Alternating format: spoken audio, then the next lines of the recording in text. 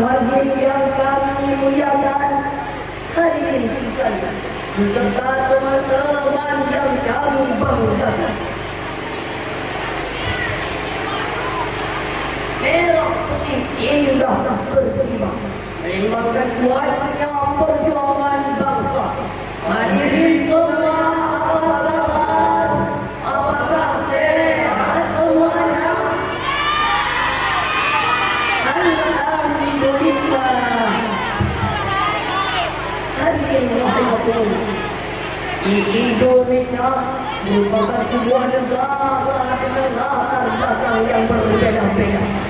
Berbeda-beda suku, adat istiadat, bahasa maupun agama.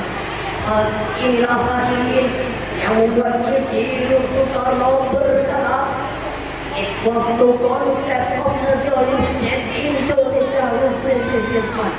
It is about Indonesia, the Borneo, the Sulawesi, the Bali, or others. This is about Indonesia. Together the drivers the foundation of one nation state." Perbedaan itulah yang menimbulkan rasa nasionalisme di dalam dada. Bukan tentang orang Jawa, orang Sulawesi, Sumatera maupun daerah lainnya, tetapi tentang Indonesia bersama-sama melahirkan satu kesatuan nasional. Hadirin, masih ingatkah kita ketika warisan budaya bangsa kita, cipta karya anak bangsa, diklaim bangsa lain sebagai warisan budaya mereka, masih senantiasa mendorong kita. Kita tenaga kerja asing dan ASEAN ini diprioritaskan dan diutamakan dibandingkan tenaga kerja asli Indonesia. Masih ingatkah kita hadirin ketika bendera bangsa ini dicetak terbalik oleh hukum bangsa tetangga, spontan rakyat Indonesia berang dan marah. Ini membuktikan bahwa rasa nasionalisme belum mati di dalam dada. Namun ini hadirin, rasa nasionalisme tersebut mulai sirna karena hanya mengedepankan keegoisan semata. Perbedaan dan keberagaman menjadi sumber perpecahan di mana-mana, saling menghujat, saling menghina, bahkan sampai menistakan sebuah agama. Kemudian dan kekerasan semakin marak di media massa. Obrolan antar pelajar dan mahasiswa, gereja dalam simbol-simbol negara dan lain sebagainya. Lalu, bagaimana dari persoalan sebagai jawabannya, nasionalisme dalam konteks Al-Quran adalah keberkahan Al-Quran yang akan kami sampaikan dengan rujukan firman Allah dalam Al-Quran surah Al-Imran ayat 103 berikut ini.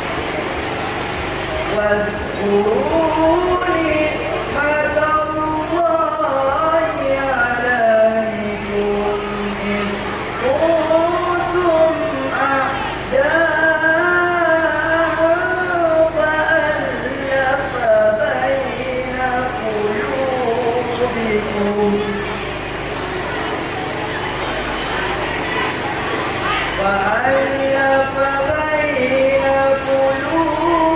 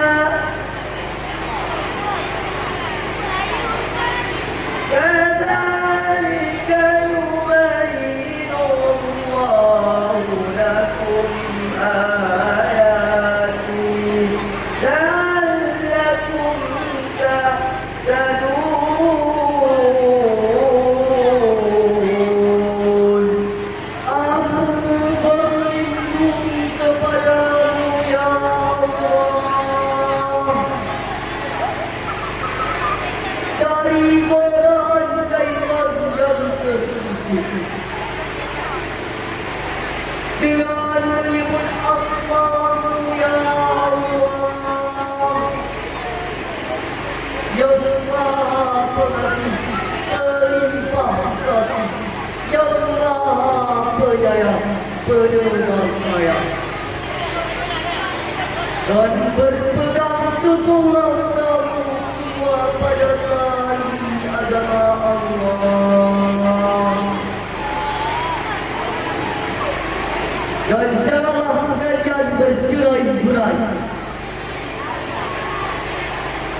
Dan lihatlah nikmat Allah padamu ketika dahulu masa jahiliyah permusuhan.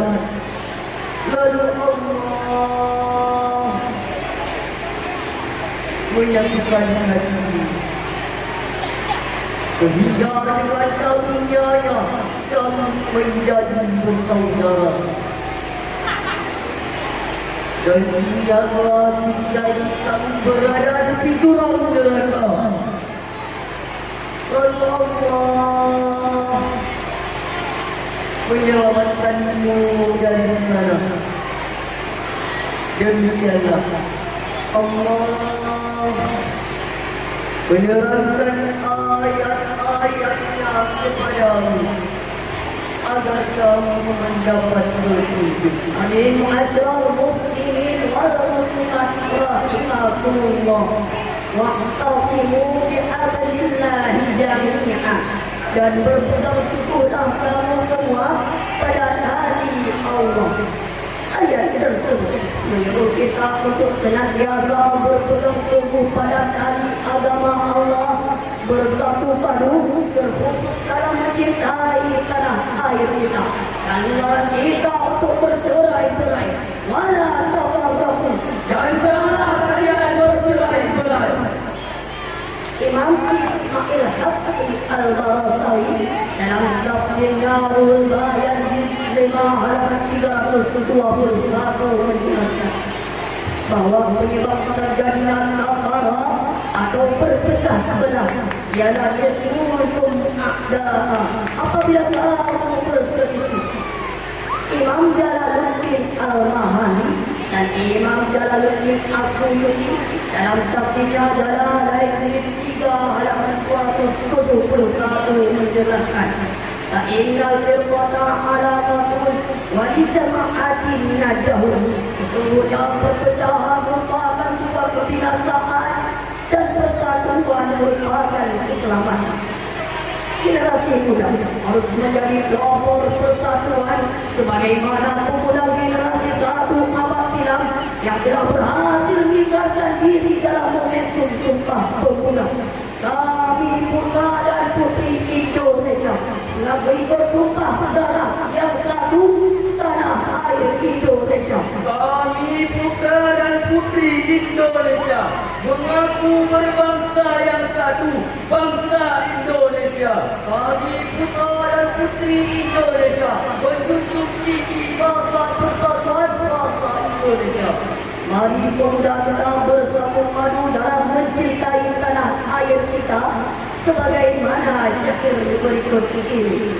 Pemuda pemudi Islam bangunlah, Jihad rampukan, wasiat Muhammad peganglah, antara jiwa serahkan. Binalah persatuan, binakan perpecahan. Binalah persatuan, binakan perpecahan. Persatuan dalam Tuhan, persatuan dalam Tuhan. Marilah kita berzikir bersama-sama. Allahu Akbar, Allahu Akbar, Allahu Akbar, Allahu Akbar. Masih terdiam di benak kita ketika penyelenggaraan pesta olahraga akbar Asian Games digelar di negara kita. Ketika itu perbedaan suku menjadi kukuh. Ketika atlet nasional kebanggaan Indonesia mengenakan seragam merah putih. Mereka yang berasal dari Sumatera, Jawa, Bali dan lain-lain bersatu padu dalam mengagungkan bangsa Indonesia. Mereka mensuratkan surat persatuan dan kesatuan dalam mencintai tanah airnya. Sebagaimana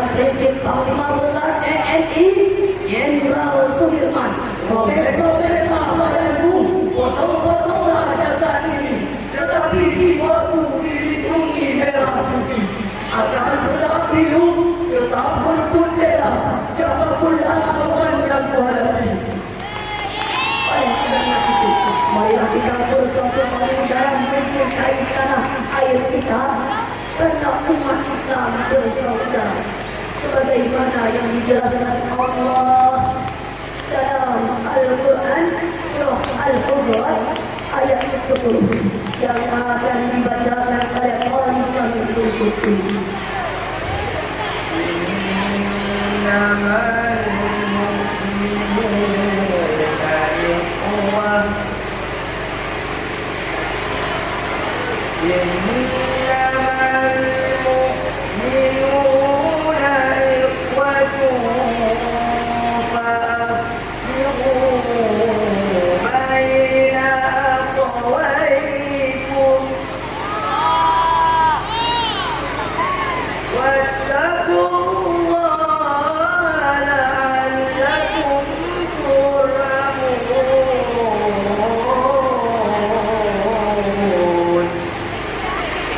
Wattaqullaha la'allakum turhamun.